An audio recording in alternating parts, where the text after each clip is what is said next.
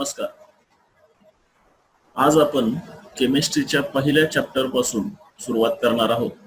काल ज्याप्रमाणे आपण बोललो की आपल्याकडे दोन प्रकारचे पुस्तक असणार आहे. एक आहे स्टेट बोर्डाचं पुस्तक आणि दुसरं आहे NCERTचं पुस्तक. आपण NCERTच्या पुस्तकातूनच केमिस्ट्री शिकणार आहोत. हे केमिस्ट्रीचं पुस्तक NCERTच्या वेबसाईटवर मोफत उपलब्ध आहे. तुम्ही NCERTच्या वेबसाईटवर जाऊन हे पुस्तक घेऊ शकता. तर हे पुस्तक तुम्हाला स्क्रीन शेअरच्या माध्यमातून मी तुमच्या सोबत शेअर करणार आहे. हा आहे आपला चॅप्टर नंबर 1. या चॅप्टर मध्ये some basic concepts of chemistry, म्हणजे केमिस्ट्री काय आहे ह्याच्याबद्दल 11वीच्या ज्या विद्यार्थ्यांना आता सुरुवातीलाच केमिस्ट्री बद्दलची जी गूढता असते, एक प्रकारची भीती असते आणि एक प्रकारची अनिवार्यता असते. म्हणजे तुम्ही 11वीला गेल्यानंतर फिजिक्स, केमिस्ट्री, बायोलॉजी, मॅथमॅटिक्स आणि अन्य सब्जेक्ट मधलं इतर विषय जरी निवडू शकत असले तरी केमिस्ट्री हा विषय सर्वांना सक्तीचा असतो. आणि म्हणून केमिस्ट्री बद्दल काहींच्या मनामध्ये एक प्रकारची भीती निर्माण होते. त्यामध्ये असणारे वेगवेगळे स्ट्रक्चर, वेगवेगळ्या डायग्राम. 11वीला एक पुस्तक असतं, 12वीला 2 पुस्तकं असतात. त्यामुळे त्या पुस्तकांचा आकार पाहून सुद्धा काही जणांच्या मनामध्ये भीती निर्माण होऊ शकते. परंतु असं भिण्याचं कारण नाही. आपण या सर्व मुद्द्यांना, पुस्तकामध्ये दिलेल्या सर्व मुद्द्यांना एक एक करून स्पर्श करणार आहोत की जेणेकरून आपल्याला केमिस्ट्री बद्दलची भीती आपल्या मनामधून दूर होणार आहे. होफमन नावाचे ते शास्त्रज्ञ आहेत आणि त्यांनी म्हटलंय की chemistry is the science of molecule and their transformation. 8वी, 9वी, 10वी मध्ये असताना आपण ऍटम आणि मॉलिक्यूल बद्दल थोड्याफार प्रमाणात माहिती घेतलेली आहे. आता हे जे मॉलिक्यूल आहेत यांचं ट्रान्सफॉर्मेशन होतं म्हणजे नक्की काय होतं? तर हे ट्रान्सफॉर्मेशन होणं म्हणजे काय की पिरियडिक टेबल मध्ये जे 118 प्रकारचे एलिमेंट्स आहेत, या एलिमेंट्सच्या स्वतःच्या अशा प्रॉपर्टीज आहेत आणि हे एलिमेंट्स एकमेकाशी कोणत्या प्रकारे रिएक्शन्स करू शकतात हे सुद्धा आपल्याला या पुढच्या काळामध्ये शिकायचं आहे. मग ट्रान्सफॉर्मेशन मध्ये काय येईल की ऍडिशन होते, इलिमिनेशन होतं, सबस्टिट्यूशन होतं. अशा 3-4 प्रकारच्या रिएक्शन्स किंवा ऑपरेशन्स या केमिकल स्ट्रक्चरवर झाल्यानंतर आपल्याला हजारो प्रकारचे केमिकल कंपाऊंड या जगामध्ये मिळणार आहे किंवा आजही ते आपल्या अवतीभोवती अस्तित्वामध्ये आहे. मग हे अस्तित्वामध्ये असणारे सगळे केमिकल कंपाऊंड कशा प्रकारे तयार होतात, त्यांच्या प्रॉपर्टीज काय आहेत, हे सगळं आपल्याला या केमिस्ट्रीमध्ये अभ्यासायचं. कुठल्याही गोष्टीला अभ्यास करताना तो का अभ्यास करायचा हा प्रश्न आपल्याला पडला पाहिजे. म्हणजे इंग्रजीमध्ये WH टाइप ऑफ क्वेश्चन असं म्हटलं जातं. Why, what, when, where, whom, whose आणि हाऊ, हे ते 7 प्रकारचे प्रश्न असतात. केमिस्ट्रीच्या विद्यार्थ्यानं किंवा एकूण विज्ञानाच्या विद्यार्थ्यानं एक सवय स्वतःच्या मनामध्ये लावून ठेवायची की कुठलाही कॉन्सेप्ट तुमच्या समोर आल्यानंतर त्याला हे 7 प्रश्न लावून बघायचे की हे आपल्याला का शिकायचंय, कुठं शिकायचंय, कशासाठी शिकायचंय, कसं शिकायचंय. आणि म्हणून आपण हा चॅप्टर सुरू करत असताना हा चॅप्टर आपल्याला का शिकायचा आहे, ह्याचे ऑब्जेक्टिव्ह काय आहेत हे एकदा बघणार आहोत. तर या ऑब्जेक्टिव्ह मध्ये त्यांनी सांगितलंय की हा चॅप्टर शिकल्यानंतर तुम्हाला काय मिळणार आहे किंवा हा चॅप्टर तुम्ही का शिकायचा. तर सगळ्यात पहिला ऑब्जेक्टिव्ह आहे की after studying this unit you will be able to appreciate the contribution of India in development of chemistry, understand the role of chemistry in different spheres of life. आपल्या देशामध्ये केमिस्ट्रीचा उगम कधी झाला, आपल्या देशानं या जगाला केमिस्ट्रीमध्ये काय दिलं आणि आपल्या जगाची केमिस्ट्री आणि जगाच्या इतर देशामध्ये होणारी केमिस्ट्री याची तुलना केली असता कोणाच्या केमिस्ट्रीमध्ये कुठले शोध कोणत्या काळामध्ये लागले गेले आणि त्याचा एकूण संपूर्ण मानवजातीला कसा फायदा झाला किंवा कसा तोटा झाला किंवा मानवजातीच्या जगण्यामध्ये लिव्हिंग स्टँडर्ड मध्ये काय बदल झाले, हा धडा शिकल्यानंतर आपल्याला त्याबद्दल माहिती मिळणार आहे. Explain the characteristics of 3 states of matter. आता आपण solid state, gases state, liquid state असे 3 पदार्थांच्या स्टेट म्हणतो. त्यानंतर पुन्हाही अजून आपल्याला प्लाझ्मा स्टेट, बोस-आइन्स्टाईन कंडेन्सेट अशा 2 वेगळ्या प्रकारच्या स्टेट्स आपल्याला आधुनिक काळामध्ये माहिती झालेल्या आहेत. परंतु आपल्याला मूलभूत विज्ञानाचा अभ्यास करत असताना एखाद्या पदार्थाचे सॉलिड स्टेट, लिक्विड स्टेट आणि गॅस स्टेट मध्ये काय अवस्था असेल हे पाहणं रंजक ठरतं. Classify different substances into elements, compounds and mixture. एखाद्या सामान्य माणसाला जर एखादा केमिकल कंपाऊंड किंवा केमिकल कंपाऊंडचा डबा दाखवला तर त्याच्या दृष्टीनं ते सगळं केमिकल या सदरामध्ये मोडतं. परंतु ज्यावेळेस आपण विज्ञानाचे विद्यार्थी असतो आणि केमिस्ट्रीचे विद्यार्थी असतो त्यावेळेस आपल्याला एलिमेंट म्हणजे काय, कंपाऊंड म्हणजे काय आणि मिक्सचर म्हणजे काय यातला फरक समजला पाहिजे. एलिमेंट हा प्युअर असतो, कंपाऊंड हा अनेक एलिमेंटनी एकत्र येऊन बनलेला असतो आणि मिक्सचर हे अनेक कंपाऊंड एकत्र येऊन बनलेलं असतं. ही त्याची हायरार्की असते, ही आपल्याला कळली पाहिजे. की आपल्याला हा धडा झाल्यानंतर आपल्याला हे कळणार आहे. म्हणजे तुमच्या शिक्षणाचा किंवा हा धडा शिकण्याचा उद्देश काय आहे ते आपण बघतो. Use scientific notations and determine significant figures. Scientific notations म्हणजे काय की आपण आतापर्यंत एक लेमॅन म्हणून किंवा एक सामान्य माणूस म्हणून काही गोष्टी सरसकट लिहित जातो, परंतु यांची काही परिमाणं असतात, काही एककं असतात, काही सिम्बॉल्स असतात. हे सगळे सिम्बॉल्स आपल्याला समजले पाहिजे. म्हणजे केमिस्ट्रीच्या भाषेमध्ये जेव्हा कमीत कमी जागेमध्ये किंवा कमीत कमी शब्दामध्ये आपल्याला जास्तीत जास्त माहिती द्यायची असते त्यावेळेस आपण सिम्बॉलिक भाषेमध्ये बोलतो. तशा प्रकारचे सिम्बॉल आपल्याला या चॅप्टरमध्ये शिकायचे आहे. Differentiate between precision and accuracy. Precision आणि ॲक्युरसी म्हणजे काय, प्रेसिशन म्हणजे काय आणि ॲक्युरसी म्हणजे काय हे आपल्याला कळणार आहे. तसं ढोबळमानानं बघितलं तर या दोन्ही शब्दांचा अर्थ समान होतो, परंतु ॲक्युरसी म्हणजे अचूकपणा असतो. एखादं मोजमाप करण्यामधला अचूकपणा म्हणजे आपण ॲक्युरसी म्हणतो. परंतु ज्या वेळेस आपण एकच मोजमाप अनेक वेळा करतो आणि त्याच्यामध्ये कुठलीही गल्लत होत नाही त्यावेळेस त्याला आपण प्रेसिशन म्हणतो. समजा तुमच्याकडे एक केमिकल आहे आणि त्याला तुम्हाला एकाच तराजूमध्ये मोजायचं आहे आणि तुम्हाला ते 3 वेळेस किंवा 5 वेळेस करायचं सांगेल. आता तुम्ही 11वीला आलेले आहात, तुम्हाला प्रॅक्टिकल हा पार्ट येणार आहे. म्हणजे तुम्ही जे शिकणार थिअरीमध्ये त्याचं प्रॅक्टिकली काही प्रयोग तुम्ही करून बघणार आहात आणि हे करत असताना तुम्हाला शिक्षक एकच प्रयोग 3 वेळा किंवा 5 वेळा करून बघायला सांगणार आहे. म्हणजे टायट्रेशन हा शब्द लक्षात ठेवा की टायट्रेशन करत असताना तुम्हाला 3 वेळा, 5 वेळा किंवा 10 वेळा ते टायट्रेशन करायचं सांगणार आहे. म्हणजे एकच प्रश्न आहे परंतु तो तुम्हाला 10 वेळा सोडवायचा आहे आणि तो जर 10ही वेळा तुम्ही जर अचूक पद्धतीने सोडवला तर तुमचं ते प्रेसिशन चांगल्या दर्जाचं आहे. परंतु जर 10 वेळेस रिडिंग घेत असताना तो प्रयोग करत असताना जर तुमच्या हातून काही चुका झाल्या आणि काही 0.1 किंवा 0.2 अशा प्रमाणात त्याच्यामध्ये जर बदल आढळून आला तर तुमचं प्रेसिशन हे त्यापेक्षा कमी दर्जाचं आहे असं म्हणता येईल.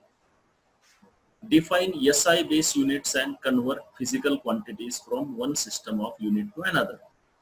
आपल्याला MKS सिस्टम आणि CGS सिस्टम कदाचित 8वी 9वी 10वीची आठवत असेल की ज्यावेळेस तुम्ही एखाद्या मिलीग्राम, ग्राम, किलोग्राम ह्या 3 वजनांमध्ये काय फरक आहे किंवा एनर्जीचं युनिट काय आहे, कॅलरीज काय असतात, जूल्स काय असतात, मग यांचं एकमेकाशी परस्पर संबंध काय असू शकतो. Explain various laws of chemical combination. Chemical कॉम्बिनेशनचे 4 ते 5 प्रकारचे लॉज आहेत. म्हणजे कुठलाही पदार्थ एकमेकांमध्ये मिसळत असताना, नवीन पदार्थ निर्माण होत असताना काय नियम लावले जातात, त्या पदार्थांचं काय होतं किंवा त्या पदार्थांच्या एकत्र येण्यामुळे निर्माण झालेली ऊर्जा असेल त्या ऊर्जेचं काय होतं.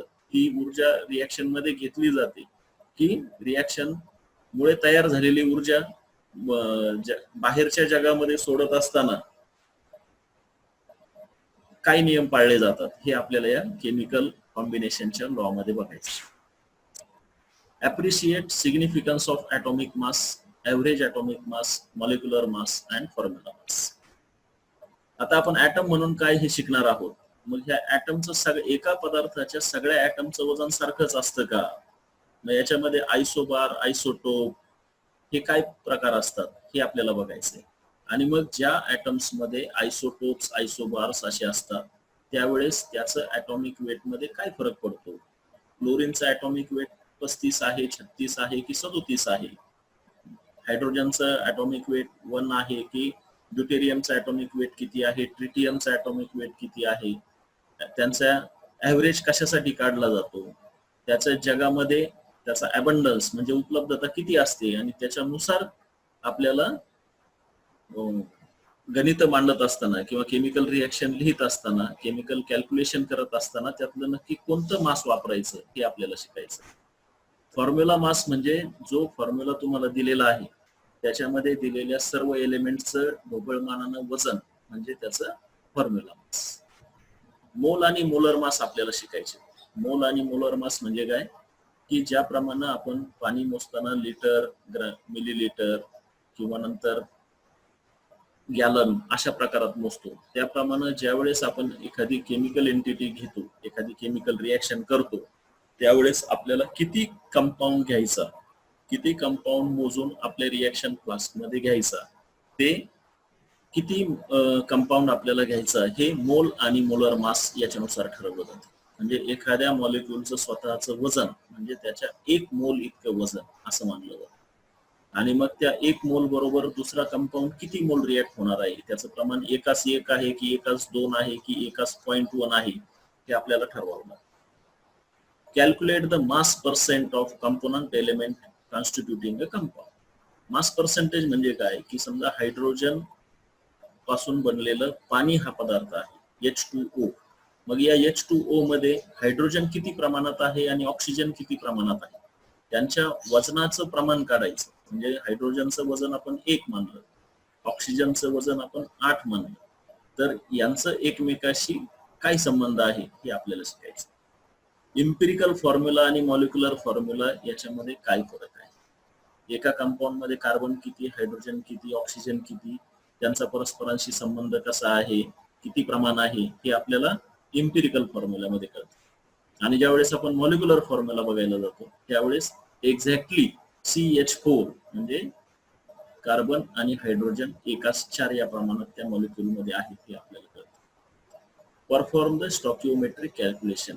कॅल्क्युलेशन आपण ज्यावेळेस आपल्याला 2 केमिकल कंपाऊंडची रिएक्शन करायची असते त्यावेळेस त्यांचं एकमेकाशी असणारं प्रमाण काय असायला पाहिजे आणि ते आपण कसं मोजलं पाहिजे हे आपल्याला त्या स्टॉकिओमेट्रिक फॉर्म्युलामध्ये कळणार आहे.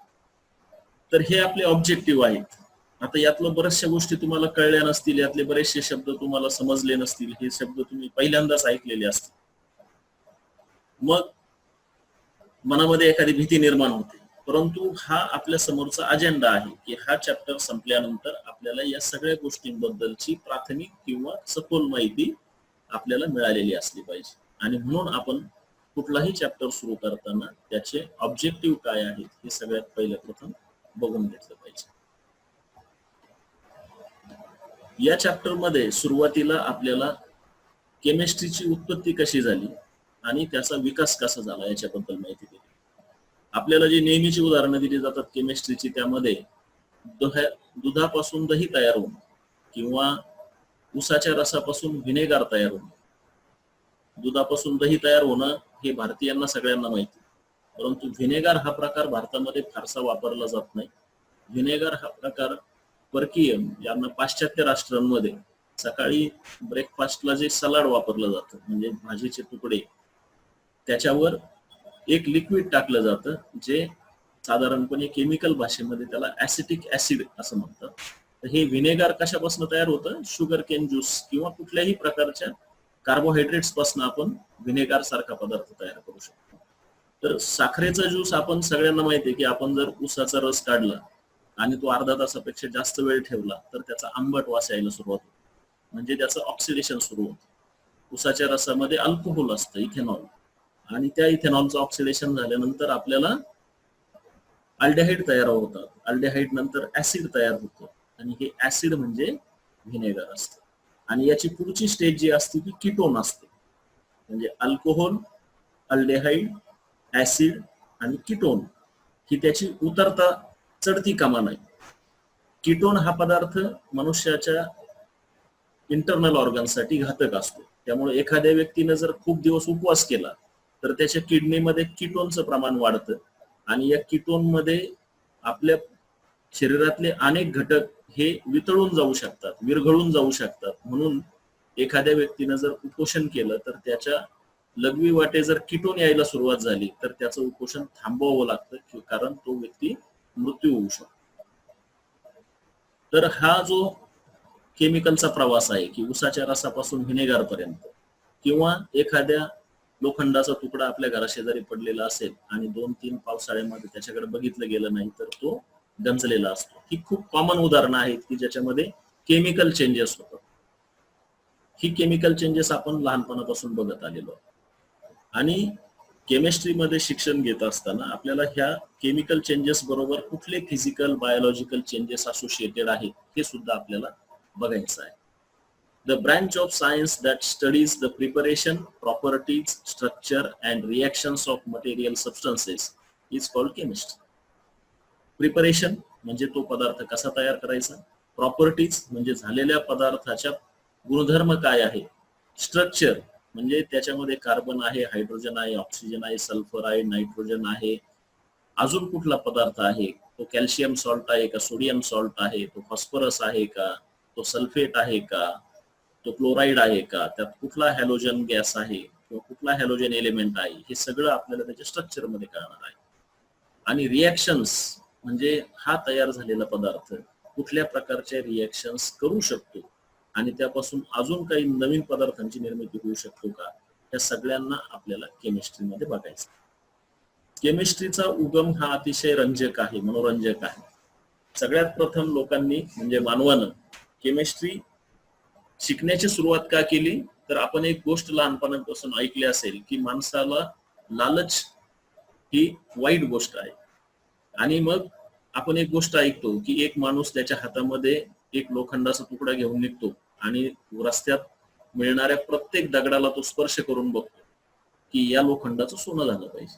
म्हणजे माणसाला संपत्तीची आणि पैशाची हाव ही अनादी काळापासून. तर त्याला दुसरा रस्त्यानं जाणारा एक मनुष्य विचारतो की अरे तो हा तुझ्या हातातल्या या धातूला दगड का लावत फिरतो आहेस, तर तो माणूस सांगतो की मी परीस शोधतोय आणि त्या परिसापासून मग मी माझ्याकडे असणाऱ्या संपूर्ण लोखंडाचं सोनं करून घेणार. आणि असा काळ जात राहतो, तो माणूस पुढे पुढे जात राहतो, दिसणारा रस्त्यावरचा प्रत्येक दगड तो हातातल्या त्या धातूच्या तुकड्याला लावत राहतो, लोखंडाला, आणि त्याची अशी अपेक्षा असते की कधीतरी त्याचं सोनं होईल. आणि एक वेळ अशी येते की त्या लोखंडाचं कधी सोनं होऊन गेलं हे त्याच्या लक्षातही येत नाही आणि तो तसंच पुढे जात राहतो. आणि मग त्याच्या लक्षात येतं एक दिवस की अरे आपण ज्या दगडाचा शोध घेत होतो तो कधीतरी आपल्या हातात येऊन गेला पण आणि आपल्याला कळला देखील. तर हीच ती कथा आहे की जगामध्ये केमिस्ट्रीची सुरुवात जी परीस शोधण्यासाठी झाली आणि त्यावेळी उपलब्ध असणाऱ्या लोखंड किंवा कॉपरच्या धातूचं सोन्यामध्ये रूपांतर करण्याची लोकांची इच्छा होती, म्हणून केमिस्ट्रीची सुरुवात झाली. होती की माणसाला अमर्त्यतेचं म्हणजे कधीही मरण न येणाऱ्या अशा एका औषधाची गरज वाटू लागली होती किंवा त्याची लालसा होती की आपल्याला अमर व्हायचं. आणि म्हणून त्यानं अशा प्रकारचं अमृत शोधून काढण्यासाठी केमिस्ट्रीची सुरुवात केली असं मानलं जातं. आणि मग ही जी केमिस्ट्री आहे याच्यामध्ये दोन महत्वाचे शब्द तुम्ही इथं वाचणार आहात की अल्केमी आणि लॅट्रोकेमिस्ट्री. अल्केमी म्हणजे काय की माणसानं ज्या प्रकारच्या केमिस्ट्रीतून कुठल्याही धातूला सोन्यामध्ये रूपांतर करता येईल अशा प्रकारची केमिस्ट्री, किंवा कुठल्याही प्रोसेसेस ज्यामध्ये आपल्याला अमृत निर्माण होईल आणि ज्यामुळे माणूस अमर होईल अशा प्रकारची केमिस्ट्री करण्याचा तो काळ होता. आणि तो काळ होता 1300 ते 1600 या दरम्यानचा.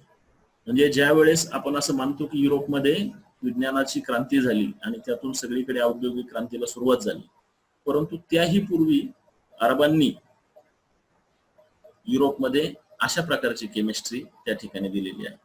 म्हणजे अलिफ लैला सारख्या आपण जर मालिका पूर्वी कधी बघितलेल्या असतील किंवा काही अरेबियन नाईट्सच्या कथा जर वाचलेल्या असतील तर त्याच्यामध्ये तुम्हाला ह्या गोष्टी लक्षात येतील की या लोकांना सोन्याची किती हाव होती आणि ह्यांना अमर होण्याबद्दल किती लालसा होती की आपल्याकडे भरपूर संपत्ती असावी आणि आपल्याला प्रचंड मोठं आयुष्य लाभावं, आपण अमर व्हावं, ही या लोकांची मानसिकता होती. आणि म्हणून त्यातून केमिस्ट्रीचा उगम झाला किंवा केमिस्ट्रीची त्या प्रकारे वाढ झाली. ज्यावेळेस अरब जगामध्ये अशा गोष्टी चालू होत्या त्यावेळेस भारतीय आणि चायनीज लोक काय करत होते, तर भारतीय आणि चायनीज लोकांना बऱ्याचशा केमिकल प्रोसेसेस फार पूर्वीपासून माहित होत्या आणि त्यांच्याकडे स्वतःची केमिस्ट्री डेव्हलप झालेली होती. म्हणजे भारतासारख्या देशामध्ये रसायनशास्त्र, रसतंत्र, रसक्रिया आणि रसविद्या या नावाखाली रसायनशास्त्राची विकासाची प्रक्रिया चालू होती. भारतीयांना मेटॅलर्जी माहिती होतं, मेडिसिन माहिती होतं, कॉस्मेटिक माहिती होते, ग्लास माहिती होते आणि डाईज म्हणजे रंग माहिती. मेटॅलर्जी म्हणजे काय? तर मेटॅलर्जी म्हणजे एखाद्या धातूच्या खनिजापासून, म्हणजे धातूच्या ज्या खाणी असतात, समजा महाराष्ट्रामध्ये बॉक्साईट आढळतं, कर्नाटकमध्ये लोखंडाचं खनिज आढळतं, तर या खनिजांपासून शुद्ध स्वरूपातला धातू निर्माण करण्याची जी प्रक्रिया असते त्याला मेटॅलर्जी म्हणतो. म्हणजे आपण आपल्या गावात सुद्धा जर समजा 10 फूट 20 फूट खोदलं आणि ती माती जमा केली आणि त्या जमा केलेल्या मातीमधून लोखंड तयार करण्याचा प्रयत्न केला किंवा सोनं तयार करण्याचा प्रयत्न केला, वेगळं करण्याचा प्रयत्न केला, तर कदाचित ते शक्य होईल, परंतु ते आर्थिकदृष्ट्या परवडणारं नसेल. आणि म्हणून खनिज कशाला म्हणायचं? तर ज्या प्रकारच्या कच्च्या मालामध्ये एकाच एक धातूचं प्रमाण खूप मोठ्या प्रमाणावर असेल की जेणेकरून तो धातू त्या खनिजापासून शुद्ध स्वरूपात आणणं हे आर्थिकदृष्ट्या परवडेल, त्याला आपण खनिज म्हणतो. आणि ही जी टेक्नॉलॉजी होती ही भारतीयांना खूप पूर्वीपासून माहिती होती. आपल्याला मेडिसिन्स खूप माहिती होते. म्हणजे आपण आयुर्वेदाबद्दल बोलतो आणि पुढे आपण बघणारही आहोत की आयुर्वेदाची प्रगती कशी झाली. तर आपल्याला आयुर्वेदिक औषधांची माहिती होती आणि त्यामुळेच कॉस्मेटिक्सची माहिती होती, ग्लासची माहिती होती आणि रंगांची माहिती होती. रंग हे मूळतः निसर्गापासून घेतलेले आहेत. म्हणजे वेगवेगळ्या वनस्पतींच्या अर्कापासून आपल्या देशानं रंग निर्मितीची कला ही हजारो वर्षापासून आत्मसात केलेली आहे. आपल्या मोहनजोदडो आणि हडप्पामध्ये जे काही उत्खनन झालं त्या उत्खननामध्ये आपल्याला जी काही भांडी सापडली याच्यामध्ये महत्वाची गोष्ट आहे की भाजलेल्या विटा त्या ठिकाणी सापडल्या. भाजलेल्या विटा सापडल्या म्हणजे काय की आपल्या लोकांना माहित होतं की माती जर पाण्यामध्ये कालवली आणि त्याला जर योग्य प्रमाणात उष्णता दिली तर आपल्याला चांगल्या दर्जाच्या विटा तयार केल्या जाऊ शकतात. आणि ही पहिली केमिकल प्रोसेस होती की ज्याच्यामध्ये तुम्हाला पाहिजे असणाऱ्या डिझायरेबल क्वालिटीज, म्हणजे तुम्हाला जे गुणधर्म याच्यामध्ये पाहिजे आहेत ते गुणधर्म आणण्याची कला जी आहे ती भारतीयांना माहिती होती. याच मोहनजोदडो आणि हडप्पन संस्कृतीमध्ये जिप्सम सिमेंट वापरलं गेलं होतं. आज आपल्याकडे जी प्लास्टर ऑफ पॅरिसचं काम करणारी मंडळी आली की त्यांच्या सोबतीलाच जिप्सम पासून छोट्या छोट्या भिंती तयार करणारी आणि आपल्याला पाहिजे त्या ठिकाणी सहजासहजी उभी करता येणं शकणारी पार्टिशन्स ही आपण जिप्सम मधून तयार करतो. ही मोहनजोदडो आणि हडप्पाच्या लोकांना फार हजारो वर्षापासून माहिती होती. त्यांनी मेल्टिंग आणि फोर्जिंगची टेक्नॉलॉजी शिकलेली होती. मेल्टिंग आणि फोर्जिंग म्हणजे काय? पुण्याजवळ आपण गेलो तर एक भारत फोर्ज नावाची मोठी कंपनी लागते. हजारो लोक त्या कंपनीमध्ये काम करतात. या कंपनीमध्ये काय होतं तर या कंपनीमध्ये लोखंड आणि इतर धातू कच्च्या स्वरूपामध्ये एकत्र केले जातात.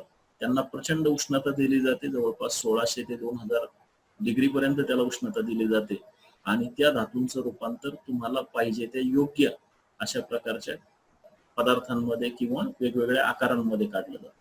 म्हणजे रस्त्यावरून जाणारे लोखंडी सळ्या, लोखंडी बार किंवा लोखंडी स्ट्रिप्स, पट्ट्या किंवा मोठमोठे पॅनल हे जेव्हा तुम्ही बघता हे सगळे मेल्टिंग आणि फोर्जिंग इंडस्ट्रीचे प्रोडक्ट्स असतात. तर असाच प्रकार हा आपण लीड, शिसर, सिल्वर, गोल्ड आणि कॉपर मध्ये केलेला आहे. म्हणजे छत्रपती शिवाजी महाराजांच्या काळामध्ये जेव्हा किल्ले बनवले जायचे तेव्हा त्या किल्ल्यामध्ये जे दगडी बांधकाम केलं जातं त्या दगडाच्या राशीवर गरम तापलेलं शिसं टाकल्यानंतर ते सर्व दगड आणि शिसं एकजीव केलं जायचं की जेणेकरून शत्रूच्या हत्तींना देखील ते किल्ल्याचे दगड किंवा किल्ल्याच्या भिंती तोडता येत नव्हत्या. ही तंत्रज्ञान आपण शेकडो वर्षापासून आपल्याला माहिती आहे. भारतामध्ये दक्षिण भारतात मस्की आणि उत्तर भारतातले हस्तिनापूर आणि तक्षशिला सारख्या ठिकाणी ग्लास कंपाऊंड सुद्धा सापडलेले आहेत. ग्लास ऑब्जेक्ट म्हणजे भारतीयांना काच बनवण्याची कला 1000 वर्षाच्या पूर्वीपासून आपल्याला माहिती होती. कॉपर मेटॅलर्जी म्हणजे काय की उपलब्ध खनिजामधून कॉपर मेटॅलर्जी म्हणजे की ज्या वेळेस आपण stone age, copper age, bronze age अशा प्रकारे मानवाच्या उत्क्रांतीचा इतिहास बघतो. त्यावेळेस सर्वसाधारण माणसानं सुरुवातीला दगडापासून अवजारं तयार केली, नंतर त्याला कॉपरचा शोध लागला, काही ठिकाणी सोन्याचा शोध लागला, काही ठिकाणी ब्रॉन्झचा शोध लागला, म्हणजे ब्रॉन्झ तयार केलं गेलं. तर ह्याच्यानुसार माणसाच्या उत्क्रांतीचे हे एजेस आहे. म्हणजे आपण सहजासहजी बोलताना म्हणतो स्टोन युग, अश्वयुग, अश्मयुग. तर यातला हा जो चाल्कोलिथिक कल्चर आहे, त्या चाल्कोलिथिक कल्चरमध्ये आपल्याकडे मोठ्या प्रमाणावर कॉपरचा वापर झालेला आपल्याला मिळणार.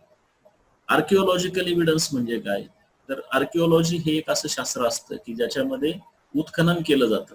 समजा आपण ज्या गावामध्ये बसलेलो आहोत, या गावामध्ये पूर्वी काय होतं हे जर आपल्याला बघायचं असेल तर काही तज्ञांकडनं या गावाचे काही फोटो घेतले जातात आणि या गावाच्या भूगर्भामध्ये जमिनीखाली काही वेगळ्या प्रकारचे अवशेष सापडतात का याचा एक अंदाज घेतला जातो आणि नंतर त्या ठिकाणी अत्यंत काळजीपूर्वक पद्धतीनं उत्खनन केलं जातं.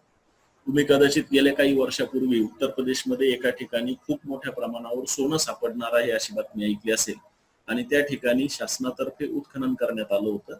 तर हे जे उत्खनन करण्याचं काम असतं हे आर्किओलॉजिकल डिपार्टमेंट ऑफ इंडिया हे करतं.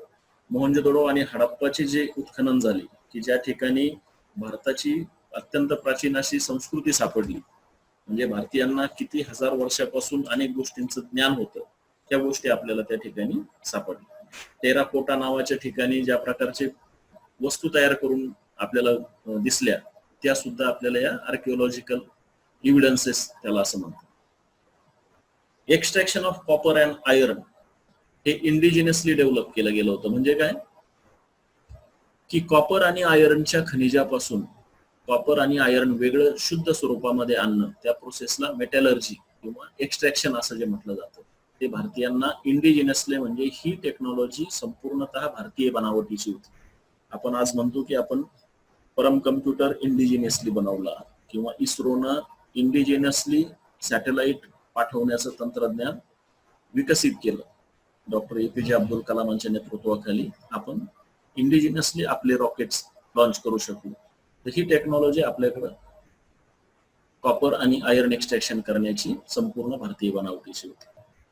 ऋग्वेदामध्ये असं म्हटलंय की ज्यावेळेस उत्खनन केलं गेलं त्यावेळेस असं लक्षात आलं की चामड्यापासून बनवणारे वस्तू आणि मातीपासून बनवली गेलेली भांडी ही भारतामध्ये अतिशय उत्कृष्ट दर्जाची बनवली जायची आणि ही केमिकल मिस्ट्री होती, केमिकल माइस्ट्री होती की जी संपूर्ण जगाला आपल्याकडं आकर्षित करत होती की हे असं कोणत्या प्रकारचे टेक्निक्स वापरतात की ज्याच्यामुळे यांच्या मातीच्या भांड्यावर एक वेगळ्या प्रकारची चमक असते. आपण आजही जर उन्हाळ्याच्या दिवसामध्ये माठ घ्यायला गेलो तर चकचकीत असणाऱ्या माठाकडे आपलं लक्ष अगोदर जातं आणि ही एक वेगळी टेक्नॉलॉजी असते की ज्यामध्ये तुम्ही त्या भांड्याला किती तापमानाला तापवता त्यावरनं त्याचं टेक्स्चर कसं बनणार आहे हे ठरतं. हे सगळं ह्या अर्थशास्त्र, ऋग्वेद यासारख्या जुन्या ग्रंथामध्ये दिलेलं आहे. याला वेदिक लिटरेचर असं म्हणतात. वेदिक लिटरेचर म्हणजे काय की ज्या काळामध्ये वेदांचा उगम झाला त्या काळामध्ये आपल्याकडे असणारं ज्ञान ज्या ग्रंथांमध्ये लिहून ठेवलं गेलं त्या ग्रंथांची ही नावं आहेत. साधारणपणे आपण असं मानतो की मॉडर्न सायन्स हे फार पुढारलेलं आहे, परंतु त्यात एक गोष्ट किंवा एक असाही अनेक शास्त्रज्ञांचा दावा असतो की भारतीयांकडे शाईचा शोध हा अनेक वर्षापासून लागला, परंतु कागदाचा शोध नंतर लागला आणि भारतीयांनी जे लिटरेचर तयार करून ठेवलं ते पूर्वी झाडांच्या पानावर लिहिलं गेलं होतं किंवा ताम्रपटावर लिहिलं गेलेलं होतं किंवा दगडावर लिहिलं गेलेलं होतं, जे काळाच्या ओघामध्ये सहजासहजी नष्ट झालं किंवा भारतावर जे आक्रमणं झाली, मुघलांचं आक्रमण झालं, इंग्रजांचं आक्रमण झालं, तर या सर्वांनी भारतीय संपत्तीचं आणि रिसोर्सेसचं जे नुकसान केलं त्यामुळं आपल्याकडचं संपूर्ण ज्ञान हे अशा प्रकारे वाया गेलं किंवा नष्ट झालं. आणि म्हणून आपल्याला पुन्हा एकदा पुस्तकामध्ये एवढंच शिकावं लागतं की इंग्लंडमध्ये औद्योगिक क्रांती झाली आणि इंग्लंड मधल्या लागलेल्या शोधांमुळे जगामध्ये बदल घडला. परंतु आपण एक महत्वाची गोष्ट लक्षात घेत नाही की आपल्याकडे हजारो वर्षापासून हे ज्ञान होतं, परंतु हे ज्ञान काळाच्या ओघात नष्ट झाल्यामुळे आपल्याला दुसऱ्यावर आपण परावलंबी झालो. तर टेराकोटाचा आपण मगाशी उल्लेख केलेला होता की टेराकोटाच्या डिस्क आणि त्यातली पेंटेड जी मूर्ती होती त्या सर्व आजही जगभरामध्ये प्रसिद्ध आहेत. आणि या अँटिक वस्तूंना प्रचंड मोठी किंमत जगाच्या बाजारामध्ये मिळू शकते. चरक संहिता आणि सुश्रुत संहिता हे आयुर्वेदामधले मोठे आणि सगळ्यात सुरुवातीचे ग्रंथ मानले जातात. याच्यामध्ये सर्वात प्रामुख्याने सांगायची गोष्ट म्हणजे की आपल्याला केमिकल्सचं ज्ञान होतं, आपल्याला मेडिसिनचं ज्ञान होतं. आज इम्पॉर्टन्स ऑफ अल्कलीज म्हणजे अल्कली द्रव्यांचं मूल्य हे सुश्रुत संहितेमध्ये लिहून सांगितलेलं आहे. आज तुम्ही जर मार्केटमध्ये गेले तर ज्या पाण्याचा पीएच 8 ते 9 आहे अशा प्रकारचं पाणी तुमच्या आरोग्यासाठी चांगलं आहे असं डॉक्टर सांगतात. परंतु हे आपल्याला हजारो वर्षापूर्वी माहित होतं की अल्कलाईन पाणी जर पिलो तर आपली पचन संस्था चांगली असते. तुम्ही जर युरोपमधल्या काही देशामध्ये गेले, विशेषतः मी जेव्हा जर्मनीमध्ये गेलो त्यावेळेस त्या लोकांकडे अल्कलाईन वॉटर पिलं जातं. ते पाणी आपण सामान्य भारतीय तोंडामध्ये घेणार पण नाही, इतकी त्याची चव वेगळी असते. परंतु ते तुमच्या शरीरातील जमा झालेल्या चरबीला नष्ट करण्यासाठी आणि तुमची पचनक्रिया सुधारण्यासाठी खूप चांगल्या प्रकारचं असतं. तर हे आपल्याला जुन्या चरक संहिता आणि सुश्रुत संहितेमध्ये सांगितलेलं आहे. आपल्याला सल्फ्युरिक ऍसिड कसं बनवायचं, नायट्रिक ऑक्साईड कसं बनवायचं, वेगवेगळ्या धातूचे ऑक्साईड कसे बनवायचे, कॉपर, टीन, झिंक यांचे ऑक्साईड बनवून त्याचा काय उपयोग करायचा, हे सगळं ज्ञान हजारो वर्षापासून माहिती होत. रसोपनिषदा. रसोपनिषदा म्हणजे काय की असं एक पुस्तक ज्याच्यामध्ये वेगवेगळ्या रसांबद्दल माहिती दिलेली आहे, म्हणजे ज्याच्यामध्ये वेगवेगळ्या केमिकल कॉम्बिनेशन्स बद्दल माहिती दिलेली आहे. त्याच्यामध्ये गन पावडर नावाच्या मिक्सचरची माहिती दिली, म्हणजे आपल्याकडे शत्रूंना नामोहरण करण्यासाठी जो दारुगोळा बनवला जायचा त्याची सुद्धा माहिती होती. सल्फर वापरून फायर क्रॅकर बनवायचे ही सुद्धा माहिती होती. आज एन्व्हायरमेंटलिस्ट किंवा जे पर्यावरणवादी लोक आहेत ते सगळे या प्रकारच्या केमिकलवर बंदी घालावी म्हणून सांगतात. हे ज्ञान आपल्याकडे शेकडो वर्षापूर्वी होते. रसरत्नाकर नावाच्या एका ग्रंथाचा उल्लेख या ठिकाणी केलाय की नागार्जुना नावाच्या शास्त्रज्ञानं मेटॅलर्जी मध्ये आणि अल्केमिस्ट्री मध्ये खूप मोठं काम करून ठेवलं की ज्यांच्याकडे सोनं, चांदी, टीन आणि कॉपर सारखे धातू यांचं शुद्धीकरण करण्याची प्रक्रिया त्यांना माहिती होती. आणि त्या शुद्धीकरण प्रक्रियेमध्ये फर्नेस, ओव्हन्स आणि क्रुसिबल्स वापरले जायचे. फर्नेस म्हणजे काय की मोठी भट्टी ज्याच्यामध्ये शेकडो हजारो टन लोखंडाचं खनिज एकाच वेळेस टाकलं जातं आणि त्याला मोठ्या प्रमाणावर उष्णता देऊन शुद्ध स्वरूपातलं लोखंड बाजूला केलं जातं. ओव्हन म्हणजे छोटी भट्टी की ज्याच्यामध्ये तुम्ही आज घरोघरी ओव्हन वापरले जातात, बेकरीमध्ये ओव्हन वापरले जातात, घरामध्ये केक बनवण्यासाठी ओव्हन वापरले जातात की ज्या ठिकाणी छोट्या प्रमाणावर तुम्ही एखाद्या पदार्थाला उष्णता देऊन त्याचा स्वरूप बदलू शकता किंवा त्याच्यात तुम्हाला पाहिजे त्या प्रॉपर्टीज त्याच्यामध्ये आणू शकता.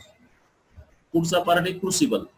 क्रुसिबल म्हणजे तुम्ही जेव्हा आता केमिस्ट्रीच्या लॅबोरेटरीमध्ये जाणार आहात तेव्हा तुम्हाला अतिशय छोट्या प्रमाणावर 1 ग्रॅम, 2 ग्रॅम, 50 ग्रॅम इतक्या छोट्या प्रमाणावर केमिस्ट्रीचे रिॲक्शन्स करावे लागणार आहेत. तर ज्या वेळेस तुम्ही 1 ग्रॅम आणि 2 ग्रॅम अशा प्रकारचे कंपाऊंडला हिटिंग करण्यासाठी तुम्हाला जे ॲपरेटस वापरलं जातं ते क्रुसिबल म्हणून तुम्ही त्याला ओळखणार आहात. आणि त्या काळामध्ये म्हणजे नागार्जुना या शास्त्रज्ञांच्या काळामध्ये भारतीयांना एखाद्या पदार्थाला उष्णता दिल्यानंतर त्याच्यापासून जी ज्वाला तयार होईल त्याचा रंग कोणता आहे यावरून त्याच्यामध्ये मेटल कोणतं आहे हे ज्ञात करण्याची कला अवगत होती. आज तुम्ही जेव्हा रसायनशास्त्रामध्ये वरच्या दर्जाचं शिक्षण घ्यायला जाल त्यावेळेस तुम्हाला गॅस क्रोमॅटोग्राफी नावाचा एक प्रकार शिकायला मिळेल. या गॅस क्रोमॅटोग्राफी मध्ये तुम्हाला त्यात जो एलिमेंट टाकला जातो त्याला मोठ्या प्रमाणावर हीट केलं जातं आणि त्याच्यापासून येणारी जी फ्लेम आहे त्या फ्लेम नुसार त्याच्यामध्ये कोणतं मेटल आहे हे आयडेंटिफाय केलं जातं. तर आज आपण ज्याला मॉडर्न टेक्निक म्हणतो त्या मॉडर्न टेक्निक त्या काळात देखील आपल्याकडे उपलब्ध होत्या. भारतीयांनी सर्वात प्रथम साबण बनवला. या साबणामध्ये त्यांनी वेगवेगळ्या प्रकारच्या अल्कली म्हणजे बेसेस आणि महुआ आणि एरंडाचं ऑइल वापरले गेले. आजही आपल्याकडे जुने लोक शिकेकाई आणि रिठा सारख्या वनस्पतीपासून केस धुण्याचे काम अनेक पदार्थ बनवतात. म्हणजे हे जे ज्ञान आहे की जिथं एरंडाचं ऑइल, महुआचं ऑइल, शिकेकाई आणि रिठ्याचं ऑइल किंवा त्याचे एक्स्ट्रॅक्ट हे आपल्याला सोप बनवणं हे 18व्या शतकापासून भारतीयांना माहित आहे. अजंता आणि एलोराच्या गुफेमध्ये जी चित्र काढली गेलेली आहेत त्याच्याबद्दलची जी माहिती आपल्याला मिळते त्यामध्ये त्या चित्रावर मोठ्या प्रमाणावर आजही एक चकाकी आहे असं दिसून येतं. तर ही चकाकी कशाची आहे? ग्लुटिनस मटेरियल म्हणजे काय? तर ग्लुटिनस मटेरियल म्हणजे ज्या पदार्थ वेगवेगळ्या वनस्पतीपासून त्यांचं एक्स्ट्रॅक्ट केलेलं आहे आणि ते एक्स्ट्रॅक्ट एकमेकांमध्ये मिसळून ते तुमच्या घराच्या भिंतीवर किंवा मंदिरांच्या भिंतीवर हे पदार्थ लेपाप्रमाणे लावलेले आहेत की ज्याच्यामुळे त्या भिंतींचं रक्षण झालं आणि त्यांना एक वेगळ्या प्रकारची चकाकी आली. हे ज्ञान आपल्याला वराह मिहिरांच्या बृहत संहितेमध्ये शेकडो वर्षापूर्वी लिहून ठेवलेलं आहे. रेझिन म्हणजे काय? की वेगवेगळ्या प्रकारच्या झाडाची पानं आणि फुलं आणि साली यांना एकत्र करून त्याच्यापासून रेझिन नावाचा पदार्थ बनवला जो आजच्या काळामध्ये प्लास्टिक सारखे पदार्थ बनवण्याच्या कामी येतो. हे सर्व सांगण्याचा उद्देश एकच आहे की केमिस्ट्रीचा उगमस्थान कुठेतरी जगाच्या पाठीवर दुसरीकडे होता आणि भारतीयांना केमिस्ट्री बद्दल काही माहिती नव्हती असा आपला समज होऊ नये किंवा आपल्या मनामध्ये केमिस्ट्री बद्दल एक प्रकारची भीती निर्माण होऊ नये म्हणून ही सगळी माहिती आपल्याला असणं आवश्यक आहे की ही भारतीय तंत्रज्ञान आहे, हे भारतीयांना माहित होतं. आपण काही वेगळं शिकत नाहीयेत किंवा आपल्यावर तुम्ही मॉडर्न टेक्निक्स याच्याबद्दल आपण पुढे चालून बोलणार आहोत की ह्याचा कुठलाही न्यूनगंड आपल्या मनामध्ये राहू नये म्हणून आपल्याला आपल्या इतिहासाची थोडीशी जाणीव व्हावी किंवा आपल्या देशामध्ये कुठल्या प्रकारचं तंत्रज्ञान उपलब्ध होतं हे आपल्याला माहित व्हावं म्हणून आपण ह्या चॅप्टर मधला हा सुरुवातीचा पार्ट फार काळजीपूर्वक बघत आहोत. याचा पुढचा भाग आहे की अथर्ववेदामध्ये डाईज आणि डायस्टफ याच्याबद्दल माहिती होती. डायस्टफ म्हणजे काय? डाय म्हणजे रंग. आज आपण बघतो की वेगवेगळ्या सिंथेटिक कलर्स मध्ये वेगवेगळ्या प्रकारचे कपडे आपण वापरतो किंवा वेगवेगळ्या प्रकारच्या प्लास्टिकच्या वस्तू आपण वापरतो. ह्या सगळ्यांची सुरुवात कुठून झाली? हळदीपासून सुरुवात झाली की हळदीपासून एक पिवळ्या रंगाचा कलर हळदीपासून आपल्याला पिवळा रंग मिळतो हे फार सुरुवातीपासून माहित झालं. म्हणजे स्वयंपाक करत असताना हाताला टर्मरिक लागली की त्याच्यामुळे कपड्यांना पिवळा रंग यायचा आणि तो साबणानं धुतला की त्याचं लाल रंगामध्ये रूपांतर व्हायचं, लाल डाग पडायचे कपड्यावर. हे ज्ञान आपल्याला अथर्ववेदापासून माहित आहे. टिंटिंग प्रॉपर्टी म्हणजे काय? की ज्या पदार्थांमुळे तुमच्या वस्तूचा रंग बदलवला जाऊ शकतो त्या पदार्थांच्या या गुणधर्माला टिंटिंग प्रॉपर्टी असं म्हणतात. आता एक मोठा इंटरेस्टिंग पार्ट या ठिकाणी त्यांनी सांगितलेला आहे की वराह मिहिराच्या बृहत संहितेमध्ये केस काळे करणे ही टेक्नॉलॉजी शेकडो वर्षापूर्वी वराह मिहिर नावाच्या शास्त्रज्ञानं बृहत संहितेमध्ये लिहून दिली होती. त्या काळामध्ये ते इंडिगो नावाच्या झाडापासून केलेलं एक्स्ट्रॅक्ट त्याच्यामध्ये काही लोह पावडर आणि तांदूळ आणि दूध यांचं एकत्रित मिश्रण असणारं राईस ग्रुएल हे पदार्थ एकत्र मिळवून हे डोक्याला लावण्याचा काळा रंग बनवायचे. त्यानंतरचा गंधयुक्ली ह्या नावाच्या ग्रंथामध्ये देखील सेंट, परफ्यूम आणि आंघोळीसाठी लागणाऱ्या पावडर्स आणि टाल्कम पावडर्स या सगळ्यांचं बद्दलची माहिती त्या ठिकाणी दिलेली आहे. आधुनिक काळामध्ये ज्या शाईचा आणि पेपरचा उल्लेख मोठ्या प्रमाणावर केला जातो त्या पेपरचा शोध भारतामध्ये 17व्या सेंचुरीमध्ये लागला होता असं एका चायनीज प्रवाशानं या ठिकाणी नमूद करून ठेवलेले. 17th सेंचुरीमध्ये ज्या चायनीज इसिंग नावाच्या प्रवाशानं भारतामध्ये प्रवास करत असताना तक्षशिलेमध्ये शाई आणि कागदाचा शोध 4थ्याच शतकामध्ये लागला असं त्यानं त्या ठिकाणी लिहून ठेवलेलं आहे. हा शोध अतिशय महत्वाचा आहे कारण तुम्ही जेव्हा विज्ञानाचे विद्यार्थी असता आणि तुम्ही केलेल्या प्रयोगाबद्दलची माहिती तुम्ही तुमच्या रजिस्टरमध्ये लिहून ठेवता. ते रजिस्टर जर काळाच्या ओघामध्ये नष्ट झालं तर तुम्ही केलेले सर्व प्रयोगांची माहिती पुढच्या पिढ्यांना मिळत नाही आणि त्यामुळं तुम्ही केलेलं सर्व काम हे नष्ट होऊ शकतं. म्हणून काही शाईचा आणि कागदाचा शोध लागल्यानंतरचं जे विज्ञान आहे ते विज्ञान खरं तर आज आपण मॉडर्न केमिस्ट्रीच्या नावाखाली किंवा मॉडर्न सायन्सच्या नावाखाली शिकतो आहोत. फर्मेंटेशन आणि लिकरचा काय संबंध आहे? फर्मेंटेशन, लिकर आणि आसव हे शब्द आयुर्वेदामध्ये बऱ्याच मोठ्या प्रमाणावर वापरले जातात. दुधापासून दही होणं ही फर्मेंटेशनची सगळ्यात सोपं उदाहरण. किंवा आपण जे पाव बनवतो बेकरीमध्ये जे पाव बनवले जातात त्याच्यामध्ये ईस्टचा वापर होतो आणि साध्या गव्हाच्या पिठापासून तुम्हाला अतिशय खुसखुशीत अशा प्रकारचा पाव तयार होतो. या प्रक्रियेला फर्मेंटेशन म्हणतात. किंवा ऊसाचा रस जेव्हा आपण काढतो आणि अर्धा एक तास ठेवल्यानंतर त्याच्यापासून आंबट प्रकारचा वास तयार यायला लागतो, किंवा याच ऊसाच्या रसाला जर तुम्ही खूप वेळ 1 दिवस 2 दिवस ठेवलं तर त्याच्यामधनं दारू सारखा म्हणजे इथेनॉल सारखा वास यायला सुरुवात होतो. या प्रक्रियेला फर्मेंटेशन म्हणतात. मग भारतीयांना कौटिल्याच्या अर्थशास्त्राच्या काळापासून फर्मेंटेशन माहित होतं. त्या काळामध्ये वेगवेगळ्या फळांपासनं किंवा ज्या ज्या ठिकाणी कार्बोहायड्रेट हा पदार्थ असतो, गहू असेल, ज्वारी असेल, ऊस असेल, तांदूळ असेल किंवा वेगवेगळी फळं असेल, सफरचंद असतील, या सगळ्यांपासून फर्मेंटेशन करून दारू बनवली जाऊ शकते. त्याला वाईन असं काही ठिकाणी म्हणतात. वाईन म्हणजे काय की समजा एखाद्या फळांचा ग्रुप घेतला, समजा तुम्ही द्राक्षे घेतली किंवा सफरचंद घेतली. युरोपमध्ये सफरचंदापासून पण वाईन बनवली जाते, त्याला ते सीडर असं म्हणतात किंवा सायडर असं म्हणतात. आणि ही फळं अशीच बराच काळ फर्मेंट होऊ द्यायची, 1, 2 महिने 3 महिने. आणि हे फर्मेंटेशन झाल्यानंतर आजकाल त्याच्यामध्ये अनेक मायक्रोबॅक्टेरिया टाकले जातात आणि फर्मेंटेशनची प्रोसेस अजून मोठ्या प्रमाणावर स्पीडअप केली जाते.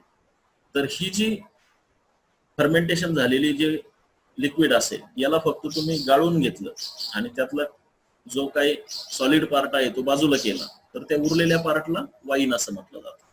परंतु हीच वाईन किंवा हा जो लिक्विड पार्ट आहे याला जर तुम्ही डिस्टिलेशन म्हणजे तुम्ही ऊर्ध्वपातन प्रक्रिया जे मराठी मीडियम मधले असतील, ह्या ऊर्ध्वपातनामधनं जर याला अजून प्युरिफाय करून घेतलं तर तुम्हाला साधारणपणे 50% पाणी आणि 50% इथिल अल्कोहोल म्हणजे इथेनॉल असं एक मिश्रण मिळतं आणि त्याला लिकर म्हणतात.